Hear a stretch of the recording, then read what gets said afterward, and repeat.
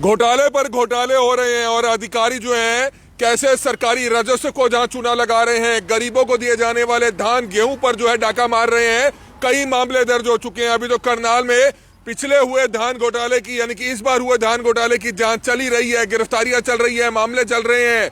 और वहीं एक और नया मामला हरियाणा के करनाल के घरोंडा अनाज मंडी का सामने आता है। विजिलेंस द्वारा एक नई एफआईआर दर्ज की गई है। 3 साल पुराने मामले के जांच करते हुए एक नई एफआईआर दर्ज हुई है। कई गंभीर धाराओं के तहत, करप्शन एक्ट के तहत 7 लोगों पर एफआईआर हुई है। घरोंडा में उस समय के रहे मंडी सेक्रेटरी के खिलाफ, एक इंस्पेक्टर के खिलाफ व कई राइस मिलर्स के खिलाफ जो एफआईआर दर्ज हुई है। एफआईआर की कॉपी इस समय करनाल में किंग न्यूज के पास है। हम आपको बताना चाहेंगे विजिलेंस द्वारा ये एफआईआर दर्ज कराई गई है, यानी कि करनाल की एंटी करप्शन ब्यूरो शाखा द्वारा ये एफआईआर जो है दर्ज कराई गई है। आईपीसी की धारा 120B, 409, 420, 467, 468, 471 prevention of corruption act 13(1) और 13(2) के तहत जो है ये मामला दर्ज हुआ। और किन लोगों के खिलाफ एफआईआर दर्ज हुई है वो भी हम आपको बताना चाहेंगे। ये बड़ी खबर देख सकते हैं कैसे अभी धान घोटाले की जांच चल ही रही थी। जो इस बार धान घोटाला करोड़ों रुपए का हुआ, करनाल में हुआ, तरावड़ी में हुआ, असंध में हुआ, घरोंडा में हुआ। जो करप्शन करने वाले अधिकारी हैं किसी मंडी को नहीं छोड़ा। करोड़ों रुपए का घोटाला करनाल में कर दिया। हालांकि इक्का दुक्का अधिकारी जिनके ऊपर कार्रवाई हुई है, अरेस्ट कुछ एक लोगों की हुई है, लेकिन देखना ही होगा कि क्या असली भ्रष्टाचारी मगरमच्छ जो हैं क्या वो गिरफ्त में आएंगे या सिर्फ एफआईआर पर एफआईआर होगी। किन लोगों पर एफआईआर दर्ज हुई है मैं आपको बताना चाहूंगा।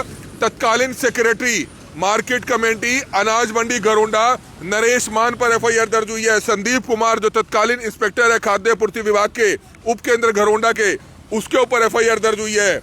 मालिक है मेसर्स सुखदेव एंड कंपनी, मालिक है रिद्धि सिद्धि ओवरसीज, मालिक है गिरिराज ओवरसीज राइस मिल, मालिक है नंदलाल ओवरसीज राइस मिल, मालिक है लक्ष्मी राइस मिल घरोंडा।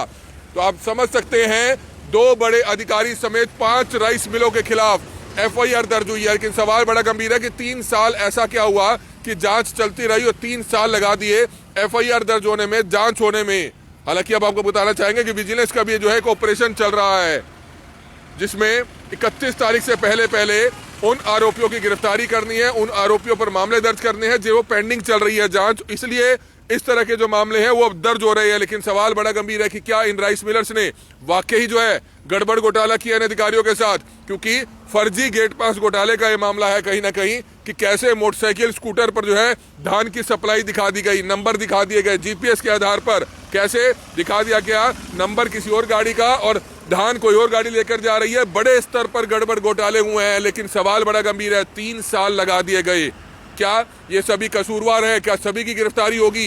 ये सवाल अपने आप में बड़ा गंभीर उठता है। हालांकि विजिलेंस शाखा द्वारा ये कार्रवाई करते हुए मामला दर्ज किया गया। हालांकि इस समय हम करनाल की अनाज मंडी गेट पर मौजूद हैं। करनाल अनाज मंडी में भी घोटाला हुआ था। यहाँ पर भी अधिकारियों पर गाज गिरी थी, लेकिन गाज गिरी है, गिरफ्तारी नहीं हुई है। महीने से ऊपर का समय हो चुका है। क्या समय दे दिया जाता है कि आप जो घोटाला किया है उस घोटाले पर अपना पूरा जो है लीपापोती कर दी जाए, समय दे दिया जाता है ताकि जो धान कम है उसकी आवक पूरी कर ली जाए। जिन राइस मिलर्स, जिन आड़ती और जिन अधिकारियों की मिलीभगत से ये घोटाले होते हैं तो गिरफ्तारी मौके पर ही क्यों नहीं होती है? क्यों इतने दिन समय दे दिए जाते हैं? सवाल अपने आप में बड़ा गंभीर है। तो बहरहाल ये बड़ी खबर इस समय आप देख सकते हैं। अभी इस साल हुए धान घोटाले की जांच चली रही थी कि 3 साल पुराने हुए धान घोटाले पर एफआईआर दर्ज हुई है। एफआईआर की कॉपी हमारे पास है जो हमने आपको दिखाई कि कैसे मंडी सेक्रेटरी उस समय के रहे घरोंडा के, एक इंस्पेक्टर और 5 राइस मिलर्स के खिलाफ, कुल 7 लोगों के खिलाफ जो है करप्शन एक्ट समेत कई गंभीर धाराओं के तहत जो है मामला दर्ज कर लिया गया है। सवाल यह है कि क्या आने वाले समय में इनकी गिरफ्तारी होगी? ये सवाल अपने में बड़ा गंभीर है। हमारी आप लोगों से अपील रहेगी कि जो भी लोग इस वीडियो को देखें, इस वीडियो को ज्यादा से ज्यादा लोगों तक जरूर पहुंचाइएगा। कमल मिंडा, करनाल ब्रेकिंग न्यूज, करनाल।